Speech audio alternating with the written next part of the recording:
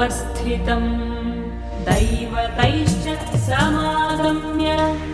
द्रष्टुमभ्यागतोरणम्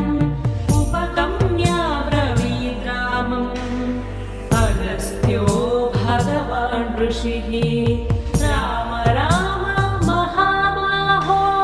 शृणु गुह्यं सनातनं येन सर्वा नरीन् वत्स समरे विजयिष्यसि आदित्यहृदयं पुण्यं सर्वशत्रुविनाशनं जयावहं जपे नित्यम् अक्षय्यं परमं शिवम्